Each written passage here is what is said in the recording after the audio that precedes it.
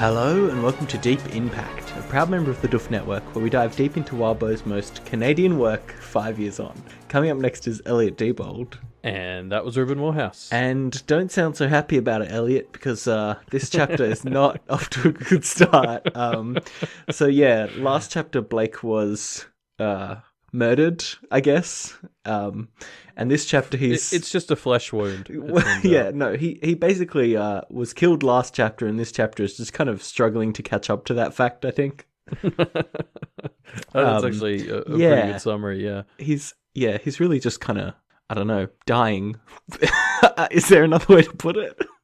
No, not really. I mean, it's really powerful. Like, you know, the first couple of hundred words of this chapter, it's just Blake kind of processing what has just happened to him. Yeah. And I have no quotes to pull out because I just wanted to pull out the whole thing, and I couldn't reach a middle ground with myself. It was all or nothing. Yeah, it's very entertaining to read, which I think is a horrible thing to say, but it's true. No, it is. Yeah. because Blake alternates between like processing things in this kind of hyper analytical, strategic way, and then just having weird, completely ridiculous thoughts, which I think feels pretty realistic. Yeah, I was going to say the same thing. Like, obviously, I think I can speak for both of us when I say we've never really had to go through anything quite like this. Nope. Luckily. Thank God, yeah. I mean, even in just like regular person stressful situations, you get those like stray thoughts that are just kind of unimportant or a bit ridiculous when you're freaking out. And I guess this is sort of that times a million. Yeah, so Blake thinks, he wonders for a moment if she sharpened her claws herself more than realizing that the claws were hitting me, which is a fun, and he just immediately is like, oh, what am I fucking thinking about? Like, he's kind of struggling to wrangle his brain, which obviously his brain kind of is freaking out at this point. Yeah, but like, as you sort of said, like that's something your brain does sort of do in just normally tense situations. Yeah. So it feels very believable, and it really gives you that sense of shock. Yeah. That he's sort of in. Yeah. So Blake is shredded, and his friends are trying to help him, but Isadora's basically standing between them and him, and not letting them be helpful at all. Yeah, we'll have more to say about maybe what I think is happening there in a bit. Yeah. Blake is he kind of comes out of his body a bit, right? Like he has these moments of basically half following what's going on around him and half just being unable to process anything except his own pain. Yeah, like one of my favorite bits. I don't know, is favorite the right word because it's horrible, but you know, like one of the best or the most powerful bits is where he lifts his arms up to. He's like, oh, I got to put pressure on the wound, and he sort of looks down. It's just like all blood and guts and everything, and so he's just sort of like, oh, this isn't gonna work, and then his arms just sort of flop down because he can't even hold them up, and you're really like, man, he is. Yeah, dying. Dying was the best word for it. He was really just going out. Yeah. So then we get bits like this one, where Isadora says, my only answer is this, look. And Blake thinks, I couldn't see what she was referring to, which is something that happens a lot throughout this chapter. I don't know what to think of it, because as Blake is dying, we keep missing things, which obviously makes sense while we're in Blake's perspective. But I am just like, I really do want to know what's happening with these other conversations. Especially later, we find out that Rose knows about, you know, that she will take over Blake's position if he dies. Yeah. And we don't get to see the conversation that leads to that, which I would love to see. It's an interesting perspective to sort of use for almost the entire chapter, because obviously, like, you know, I've watched movies or even played video games where you have scenes where a character is sort of, you know, half unconscious and there's sort of some stuff going on, and you know, like visually they usually sort of below the camera and blacken, like, you know, most of the field of view. Yeah. But I've never seen it done for like an entire chapter's worth of stuff. And I really like it, like as just a bit of variety, I guess. Like it's a cool thing to do for a chapter. You're right; it leaves us with a lot of like questions because we're only hearing half of every conversation. Yeah. I'm hoping that next chapter basically opens with Fel sort of walking in and being like, listen, Blake, here's what you missed. And I'm mostly hoping that because I want Fel to not be the one who's dead. But we'll get there. Yes. So we're kind of seeing. The other reason why only seeing half of these conversations is interesting choice for this chapter is because we see plans unfolding that we just don't have enough to fully understand. So there's a few 4D chess games going on here where Isadora is almost going to kill Blake, but then the astrologer threatens to kill Blake, and Isadora's like, no, don't do that. And it's kind of like, what is actually going on here? And Blake's just, looking at his strips of skin that are ripped off of him and not able to kind of follow it. Yeah, and I think because it's definitely the first time I read this chapter, like there were multiple times where when you sort of read something, you're like, oh, I don't quite think I followed that, and you go and like quickly reread it. And there were a few moments in this chapter where I did that 3 or 4 times before I was like, oh geez, I hope this just makes sense later.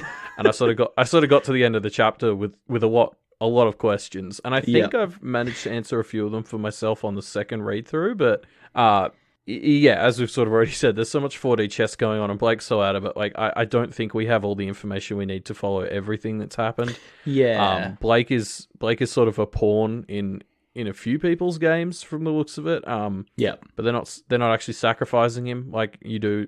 Normally pawns at least have the dignity of dying a quick sacrificial death. Blake doesn't get that. No, unfortunately. So it seems like Isadora is trying to kind of bait Conquest into doing something by threatening to murder Blake and I guess invalidate the contest. It kind of starts making more sense later on, but I don't know how much we should talk about it now. Yeah, I have a few things I want to talk about this first area of the conversation, because you're right, there's a lot to piece here, and I think some of it falls into place later. Like I did the notes that you're seeing on your screen, Ruben, like as I was going through on my second read through, and so there's some more clarity towards the end, so we'll get there. But one of the first things I wanted to bring up is Isadora asks Maggie. So Maggie's kind of arguing with Isadora for a bit. Yep. And so Isadora asks Maggie, are you such an expert on sphinxes, stranger? And Maggie responds, as far as I can tell, you aren't much of a sphinx. And then that's when Isadora says, my only answer is this, look. And what stood out to me here is Isadora just asked Maggie a question, and Maggie answered, and she didn't get mauled. So I assume, like, unless Isadora's just got too many things happening right now to worry about her normal rules, which she doesn't seem like a kind of half measures type of person. Yeah, no, definitely not. I guess that means Maggie's right, which I don't know what to do with this information. Yeah, it's interesting, isn't it? I've noticed now that I guess Isadora isn't much of a sphinx, and I don't know what that means. What is she then? Yeah. I don't know what to do with this information, but I have it now.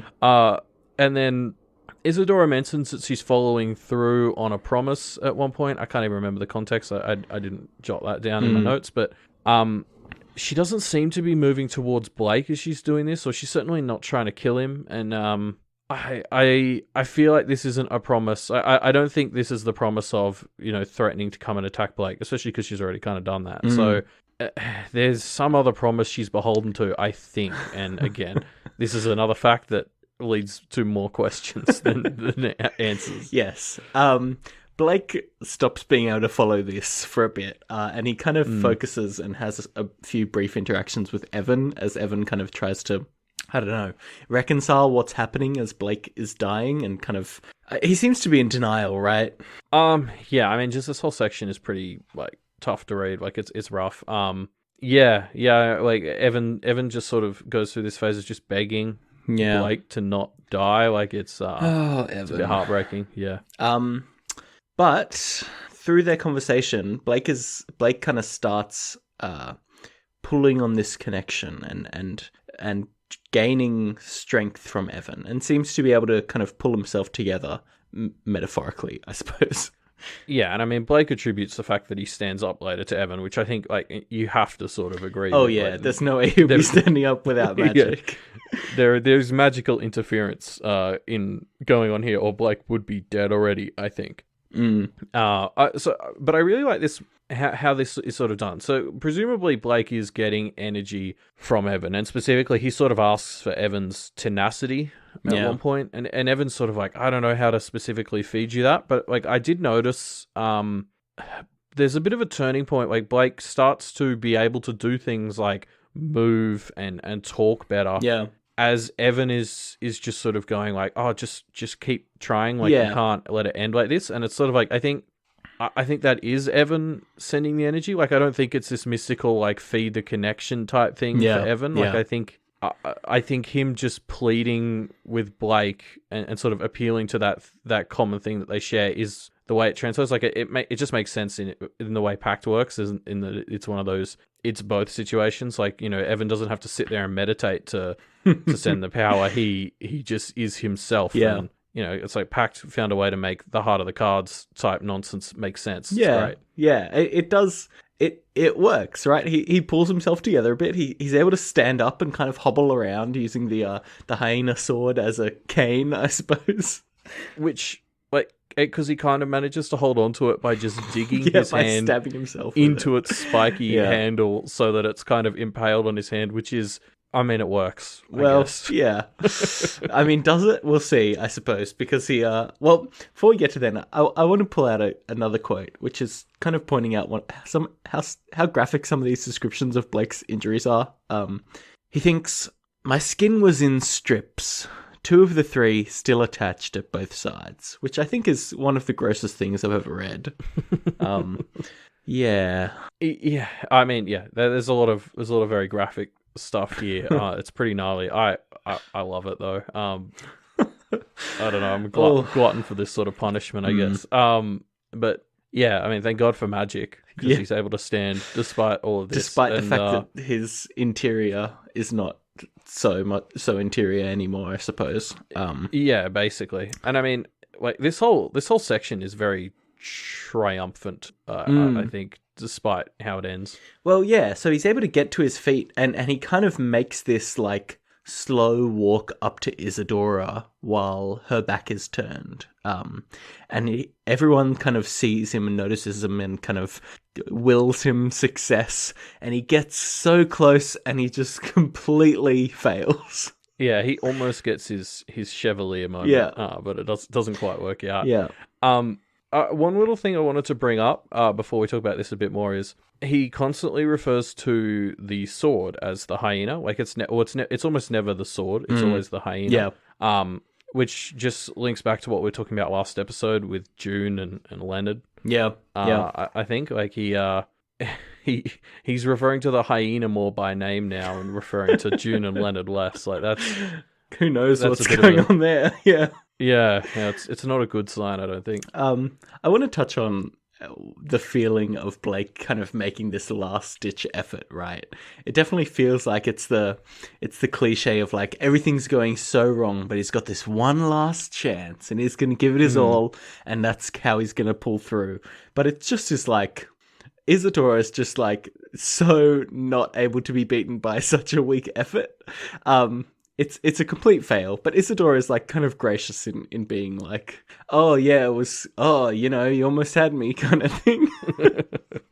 I mean, I think she really gave off a vibe to me, and this might have been because I got really sucked into it, like this moment where he's standing and everyone sort of notices him. As I said, it's this big triumphant moment, and he's going for the back of her leg where you're like, oh, that might be her actually Achilles be able to do heel, something. Yeah. And then maybe not kill her, but like severely injure her enough to lead to a cascade of events. And then, like he can't even get close to this swing. She just lifts up her foot and it goes underneath, and it's like, oh, all right, that's that. And even and like she pushes him for over. me, yeah, like for me, Isadora was giving big vibes of, you know, holy shit, like you're still going, like nice effort. How I mean, you still this awake? is not, this is not going to work, but like. Nice, like impress. Yeah. I think she's impressed by his tenacity.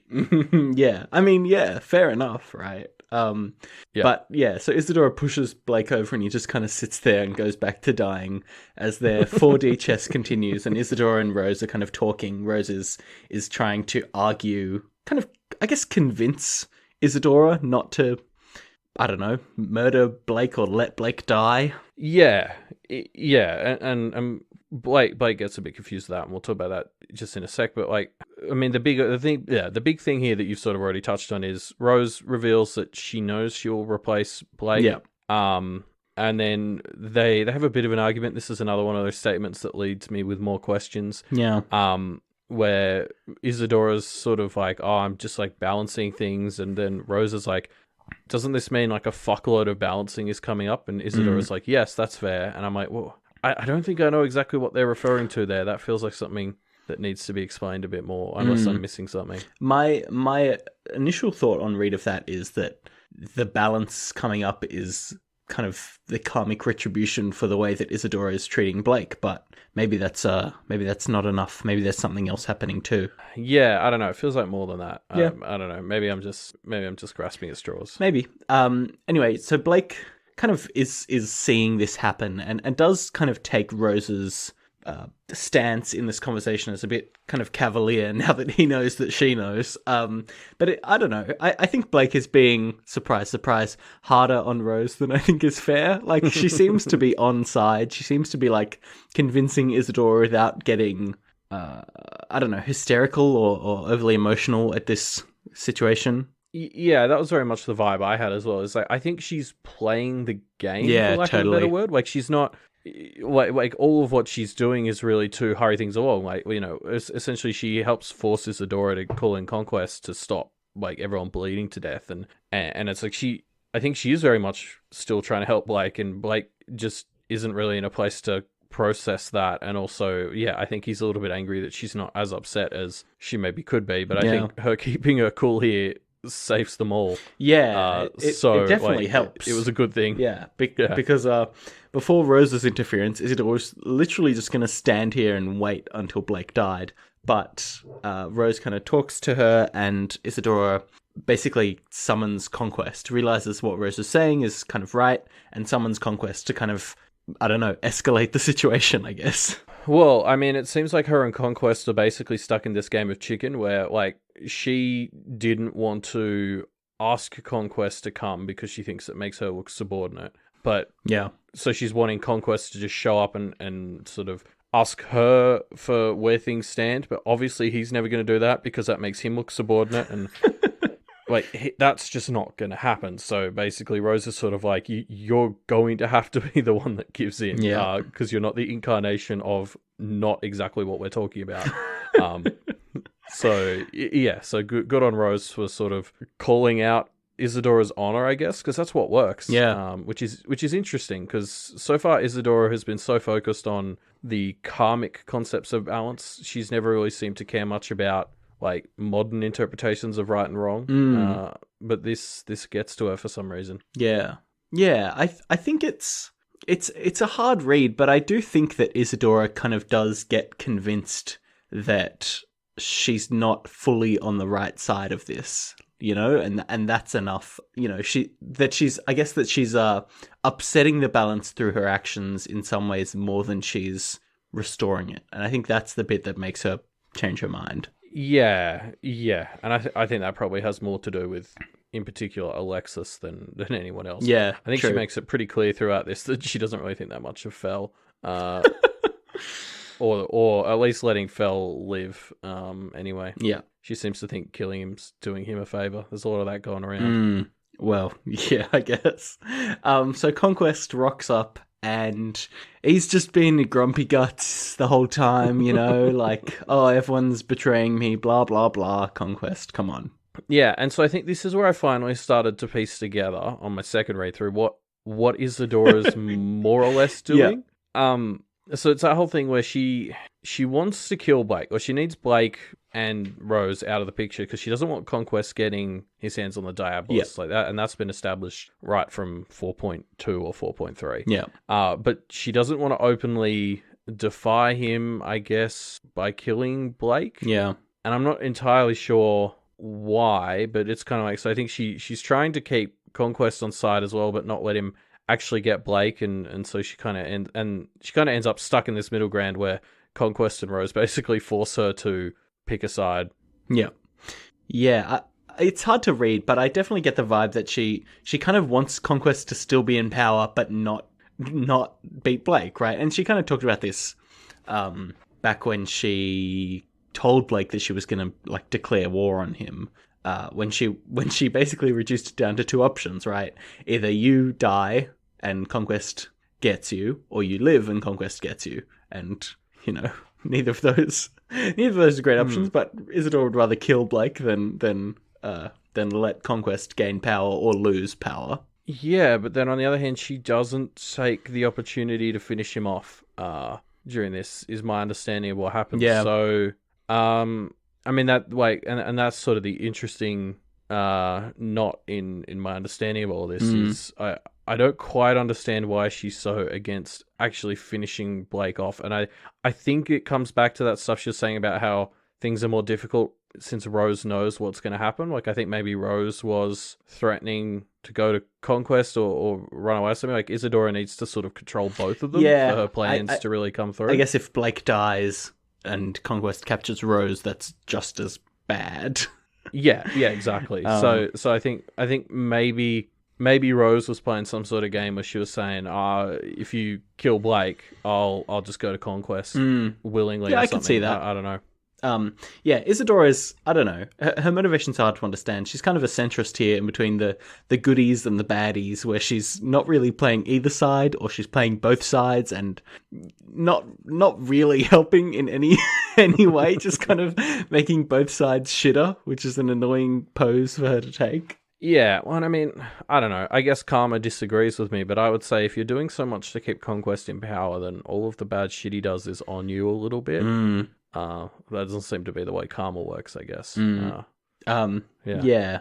So Conquest comes towards Blake to finish him off, but kind of asks him to surrender first. And Blake kind of recognizes from this that Conquest doesn't see this as a fully earned victory. He hasn't fully won because Isadora was the one who took him out, right? And she's not one of his champions. And so rather than surrender or be openly defiant, Blake says, give me 3 days to recover and then we can keep going. And then you can take me out your own way. Before we can see what Conquest's response to this is, Blake passes out. Yeah. So basically, the big clue that sort of happens here is Conquest comes up and makes him this offer, and it's actually a pretty good offer. Yeah. Like, yes, he'll be under Conquest, so we all know that's going to suck. Yeah. But also, we know he's going to hell, and that's presumably going to suck. And Conquest includes like a lot of perks in this offer. Like, everyone else, including seemingly Rose and Evan and everyone, can just go back to doing what they want. And I think like it's really the goodness of this offer that made me and Blake sort of both go, hold on, like this is too good. Like Conquest must be desperate. And it's true, like he needs Blake to surrender to turn this into his victory. Yeah. And so of course, because Blake is such a fucking maniac, he's just like, give me 3 days and I'll fight you IRL. Yeah, it's it's a wild last second play, but it totally works. I mean, the fact that the read that Blake manages to pull, that Conquest needs to win on actual terms. He can't just like quickly squish his head while Isadora's done all the legwork. It's a great read, and one that I'm surprised he's able to make in the state that he's in. Oh, yeah, absolutely. It's very lucky. And maybe not lucky, but really clever. But I'm still not over. I read this 24 hours ago, and I'm still not over what a fucking badass maniac moment this is, where Blake's just like dying, bleeding out, and he's just like, 3 days, mate, and I'll take you. It's incredible. It is. He's a wild protagonist. But he's unconscious now, and he dreams of a large, in construction, unfinished bridge. He's alone on this bridge, except for Evan, who's flying around practicing his tricks, his flying tricks. Yeah, I sat in here for a while trying to figure out what the half-built bridge might symbolize. At the moment, I'm the best I've come up with is like it sort of represents how Blake sees himself or like his life. Like he's half built, half constructed. Like he, because he's talked a lot about how he doesn't feel like he is where he wants to be. But I'm not 100% sold on that yet. Like there might be more to it, or something. Like I might be missing something. But that's sort of what I'm going with. I don't know if I'm kind of oversimplifying the metaphor, but it definitely feels to me like Blake is on one side of a landmass trying to reach, his grass is greener on the other side kind of lifestyle. And the water down below is, I guess, diabolism, demons, lawyers, etc. Just kind of making his way over to the good side, but only halfway there, I suppose. Yeah. And it's nice. I mean, it's a nice vision. Blake's happy. He's at peace, right? Yeah. It's a nice little break for him, I guess. I don't know if he's been like chilling in here for the whole or essentially 3 days, but yeah. There's an interesting bit that I want to pull out where Blake thinks, I cherished Alexis and my friends, but as much as they nourished and validated me, even they took as much as they gave. It was one of the reasons I could never really imagine myself with someone, which, first of all, I mean, RIP to the Bliffany, the OTP of Pact, but it's interesting. Blake basically saying, I want to be a hermit. I don't want people in my life, even people that I really like and who we've seen over the past few chapters, uplift him and revitalize him. Yeah, well, I think this is interesting because they've been Blake's main source of recharging himself up until now. Like he more or less roped all of them into this because he needed them to recharge him, and now he's sort of sitting here saying, I mean, they're all right, I guess. Yeah, so like, because what he's talking about here, it's not quite like just being an introvert or like, I don't know, because it doesn't feel like that, but it's similar, right? Like he's sort of saying just because of his trauma and stuff, he's not comfortable being around people for various reasons, and so he sort of needs his introverted rechargedness, which hopefully is kind of what he's gotten in here. Yeah. Because that's definitely something, like a moment of peace and quiet to just enjoy himself is something I do not think he's had since Molly died. Yeah. Yeah, true. This is the first. I mean, this 3 days pass while he's in this coma, which might be the longest amount of time we've seen pass in any chapter, and he gets to rest for that amount of time. Like, yeah. So I mean, we'll see how much of it counts when you're resting inside your own psyche, but yeah, we'll see. Yeah. But of course, can't just be peaceful, Blake. In walks Mrs. Lewis, who, I mean, obviously this is a dream, but obviously you get the sense that this is the real Mrs. Lewis, not just a fictitious dream version. And Blake and her have a bit of a conversation about why Blake hasn't asked them for help in this crazy situation. Yeah, I love how Blake's response is basically, well, I wanted to save for when things got really bad. Yeah. And even Miss Lewis is like, what are you talking about? It got pretty fucking bad, mate. And yeah, I remember when we were talking about Blake being in the interrogation room, and we were like, "Oh, this is definitely bad enough," and it's gotten worse like 8 times since then.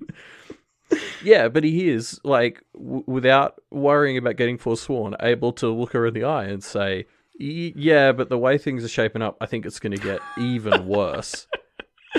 It's so wild. And I think that's probably true. Although I think you could argue that if you get the lawyers involved, it won't have to keep getting worse. But it's exactly that kind of argument that they're trying to take advantage of. Yeah. But we do get the impression that Mrs. Lewis is starting to get annoyed by Blake being so reluctant to be on their side. She basically threatens to kill him and get Rose to replace him. I mean, it's maybe not a threat, but it is I don't know. Maybe it is a threat, honestly. Yeah, it's definitely meant to be a threat. We still don't know the details of what exactly, like, they've signed up to do with Rose Senior, right? Like, we don't know. No, I mean, just we don't know the agreement. Be custodians, I think. Yeah, I don't know. There seems to be more to it than that. Like, we still have, like, Miss Lewis way back in, like, I think it was Arc 2, was sort of like, oh, I see why she chose you. And I think it's maybe implied that they were involved in some of the Rose shenanigans, like as well as Barbatorum being involved in that. Maybe they played some part. So like, I don't know. I think there's maybe more. Like, this could be a hollow threat. I don't know if maybe they're not actually allowed to actively work against Blake, and the most they can do is sort of passively let shit happen to him. Although, I mean, they let him walk right into Conquest lair, so I don't know how much more passive they can get. Who knows what the lawyers are planning for now? But Blake wakes up. Mrs. Lewis is like, wake up! And he does. And it's been 2 days and 23 hours of the 3-day timeline. Rose and Jay Corviday are at his bedside. Yeah, I love this. Like, Blake got himself a 3-day rest, and of course we miss like 98% of it. Yeah, of course we jump right back into the action. No downtime here. At least we've got an hour. So I'm hoping that 7.4 is basically an hour of Blake's life where we get caught up on what the fuck happened in these 3 days. Yeah. Well, and while he was on the ground as well.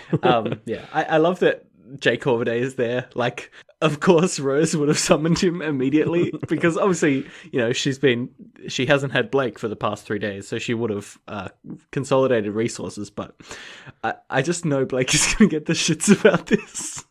Yeah, and I mean, look, he made it very clear he didn't want her to summon this guy at any point. Yeah. And so it's kind of a dick move, but I do have to admit, if I was in Rose's shoes, I probably would have done the same thing. Because it seems like since he's there, he was probably part of helping Blake's recovery. Yeah. So, yeah, I mean, I don't know. I guess we'll see the fallout from this, but I find it hard to hold too much against Rose here. I think the situation seems like it was pretty dire. I don't blame her too much for calling him in. Yeah. I think what I'm really interested to see, though, next chapter in his conversation with Rose, is... It's now been her turn. Like, remember Blake had his turn where he got 2 days without Rose, and we saw what he did, which was essentially line up a familiar and all that. Yeah. What's Rose been up to in her 2 and a bit days without Blake? Yeah, I guess she's also found a familiar. It seems. Well, yeah. I mean, I'm sort of making something out of nothing here, but the way it's phrased that Corviday's standing next to her. I got the impression maybe she's not in the mirror, and like I went and reread it more carefully the second time, and I was like, I don't really know where I'm pulling that from, but like Mary was only next to her in the mirror because Mary was like a mirror creature. Yep. So I wonder if maybe Rose has used Corviday to make herself more corporeal or something. I guess we'll see, but I'm just I have a feeling that in the 2 days Blake has been out of it, Rose will have done stuff that will rock the boat a little bit. Yeah. We'll see, I suppose, next time on Deep in Pact, because that's the end of this chapter. Yeah. Before we go, I thought this would be a good time to dive into some comments from 5 years ago when this first chapter first came out and see what people were thinking about when the chapter first came out 5 years ago. So I put out a comment by a user called Glassware, who talked about a few things. One that I liked is just that Blake definitely knew about Fell's niece. He mentioned in this chapter that he didn't know Fell had a niece, but Fell mentioned that he had a niece in 6.9, which I think is funny. That was, a day ago, Blake? Anyway, the other thing that I wanted to touch on from Glassware's comment is, so I guess we didn't even talk about how one of the champions is dead, and we don't know which one. No, I guess I mentioned not wanting it to be Fell, that we never came back to it. Yeah, so basically, is it... no, Conquest, I think, is the one who says one of the champions is dead. And we know it's not Rose. Yeah, I don't think it's Maggie. Yeah. She got pushed aside by Isadora, but I think we hear from her after that. Yeah. I mean, Fell obviously copped an arrow to the collarbone, so... He's a safe bet. He's a candidate. The hyena's presumably just chilling on the sidewalk. Yep. My fingers crossed idea is that Lead beat Pose. Yeah. and that's what they're referring to. But I don't like the chances of that. I think Fell's the safe bet. Yeah, I think Fell's the one that we are kind of made to think it is. For sure. And Glassware talked about this and talked about how Fell back I think it was at the start of Arc 6 or like 6.3 or 6.4 maybe. Fell made this kind of like soul trap where it used a bit of soul of Blake to make a fake Blake. And I just thought it would be, or Glassware points out that it would be very funny if Fell was able to somehow do some magic to keep himself around, and then he would become a snarky ghost and join Blake's troop of ghost buds. I just thought that would be a funny thing to happen. So I like this comment by Glassware, yeah. I mean, if Fell did become a snarky ghost, I don't know if we'd even notice the difference. It would suit him, right? We'd have Evan, we'd have Fell, we'd have June, I guess. I mean, you just got to keep him away from the shepherd, presumably. That's the big risk for him. Yeah. Yeah. And so then I've put out a comment by Adamus05. And they're just sort of going into all this stuff about Isadora and how she's attacked Blake. And I think the thing I really wanted to pull out from this was this idea that Adamus05 thinks that maybe just by like obliterating Blake but not actually killing him, Isadora is helping his karmic balance a bit. And so another comment by Unmaker actually points out that in his dream state, Blake noticed that his tattoos, there were like more birds and more branches, and if his tattoos are in any way related to his current karma or like his power level, you know, like we've seen them change, like when he slightly forsworn himself. That's probably not good grammar, but you know, way back in like Arc 2. And so the theory might be that as the tattoos are growing because his karma is better. And so maybe that's something to do with Isadora attacking him, and it's an extremely optimistic viewpoint, but I like it. Yeah, it is optimistic, but I guess we'll see how it pans out. I don't know. I find it hard to believe that that Isadora mauling Blake would somehow be a benefit to his karma, but maybe. Well, she is sort of an agent of karma, like we've seen that. And so like that's sort of why I'm willing to buy it a little bit. Yeah, and Ademus kind of points out a few ways that Isadora is potentially helping Blake, but still, I don't know. We'll see. Yeah, well, there's another comment by a user, I think it was called Paracarry, who sort of pointed out that Isadora actually never threatened to kill Blake today. She just said she'd attack him. So that was, and that's sort of an interesting distinction. It ties back to that whole stuff about why she didn't kill him earlier in the chapter. But yeah. Yeah, true. Well, that's it for us for Void 7.3. Hope you enjoyed the episode. If you want to talk about just what the heck Isadora's playing at, the place to leave your fan theories about that is in the discussion thread for the episode, which we will link down below. And if you want to hear more from Doof, because Deep Impact, there's not enough episodes for you, head on over to doofmedia.com, where you can find out all about all the other great shows on the Doof Network. We actually just last week, I think, had the book club for this month. And obviously, patrons get to vote on which books are part of our book club. So if you're interested in joining our little book club and getting your say in which books we read and talk about, head on over to patreon.com/doofmedia. Yes, so apparently there are non-web serialized versions of literature. Who knew? But apparently people enjoy them. So check out the Doof Media website and the Doof Book Club. Now, if you want to, if you want to vote on what book is discussed on the book club, you can do that by becoming a patron at patreon.com/doofmedia.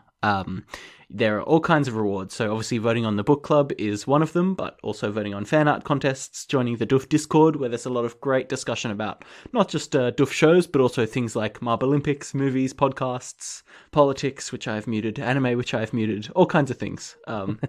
Some great different conversations for different people in there. But yeah, for all those great perks, head to patreon.com/doofmedia and back the Doof patron. Yes, and of course, as we like to remind you, Wildbow has a Patreon as well, patreon.com/Wildbow. So please throw him some money if you're enjoying his stories as much as we are. Yeah, the perk that you get for that is he just keeps writing more stuff, and that's a pretty good perk too.